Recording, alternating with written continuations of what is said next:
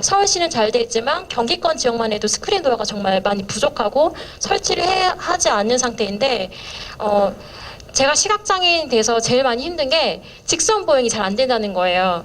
눈이 잘 보이지 않기 때문에 시각장애 특성상 비어리 현상이라고 해서 옆으로 자꾸 휘어지게 되는 그런 현상이 일어나는데, 그럼으로 해서 저도 그 스크린 도어가 없는 역사에서는 좀 더 조심을 하게 되고 겁이 나게 되거든요. 떨어질까봐. 그래서 그런 부분에 있어서 좀 더 그 인적 서비스뿐만 아니라 기술적으로도 많이 노력을 해주시긴 하는데, 저시력이나 아니면 전맹분들 그리고 장애인분들에게 어떻게 좀 더 그 편리하게 제공을 해줄 수 있을까에 대한 서비스 개선 방안을 모색해 주셨으면 좋겠습니다. 시각장애인 입장에서 제일 지하철 탈 때 공부스러운 것이 이 스크린 도어가 없는 겁니다. 그래서 지금 서울시에 보면은 코레일에서 운영하는 구간이 다 없어요. 이제 서울 메트로나 도시철도공사는 다 있는데 코레일 구간에는 다 없는데, 이게 문제가 뭐냐면 다 없으면 그냥 매번 조심할 텐데 있다 없다 하고, 심지어는 어떤 역은 어느 승강장은 있고 어느 승강장은 없고 뭐 이렇게 돼 있기도 합니다. 그래가지고 스크린 도어가 없으면 이제 추락해서 다치고 지하철 이제 들어오면 열차에 쳐서 중상을 당하거나 이제 사망하는 일들이 계속 지금 벌어지고 있고요. 지금 이슈화가 안 돼서 그런데 최근에도 이렇게 떨어지고 해서 다치고 한 시각장애인들이 많고요.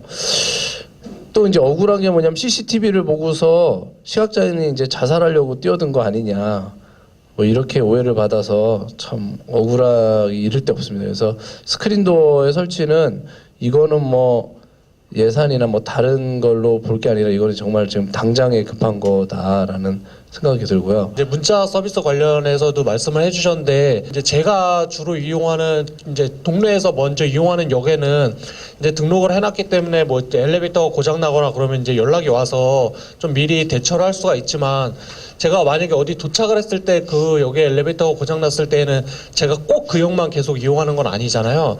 그러다 보니까는 이제 그런 것들에 대해서도 좀 미리 알려줄 수 있는 서비스가 있다면은 좀 그런 것들을 이용하는 데 좀 도움이 될 것 같아서, 아니면 뭐 이제 뭐 지하철 메트로에서 운영하는 앱 같은 것도 있는데, 그런 곳에 이제 계속 항상 뭐 어디가 고장 났고 뭐 어디 어느 정도에 고칠 예정이다라는 게 좀 이용이 될 수 있다면은 좀 더 편하게 이용할 수 있을 것 같고요. 저는 경추 3, 4번 완전 손상이라 저는 이제 전혀 못 움직이는데요. 이제 저 같은 경우는 주로 활동 보존이 없어가지고 혼자 다니는데, 지하철역에서 이렇게 환승을 하거나 이제 목적지 도착해서 나가게 될 경우에 이제 그 부분을 통과해야 되는데, 사실 주변에 아무도 없으면 그걸 눌러줄 수가 없어요. 저 또한 누를 수도 없고. 그래서 주변에 사람이 올 때까지 계속 기다린다거나 이렇게 할 수밖에 없어서 상당히 좀 그 부분이 불편한데, 예를 들어서 일본 같은 경우에는 엘리베이터 그 버튼 같은 게 이제 바닥에도 이렇게 아래쪽에 버튼을 누를 수 있게 돼 있더라고요. 최근에 알게 되는데, 그래서 이제 그런 방법으로 해가지고 예를 들어서 그쪽에도 이렇게 버튼이 아래쪽에 있다고 하면은 전동 휠체어 타고 가는 장애인들이 예를 들어서 손을 전혀 못 쓴다고 하면 아래쪽 버튼을 사용해서라도 이렇게 호출을 하다가 이렇게 하는 방법이 있을 것 같아요. 리프트 같은 경우에 사실 저희 장애인들이 리프트 타는 거 상당히 많이 겁내하잖아요. 그런 사고로 인해서 인명피해가 뭐 사망 사고도 있었고, 그래서 되게 꺼려지긴 한데, 그래도 그거 아니면은 이용할 수 없으니까 부득이하게 리프트를 이용하는데, 최근에 그 소사역 리프트가 있어가지고 소사역에서 타려고 했는데요. 그 역무원이 막는 거예요. 왜 그러냐 했더니 그 리프트는 오래돼가지고 150kg까지밖에 안 된다는 거예요. 근데 이 휠체어 무게만 해도 한 140kg 정도 나가거든요.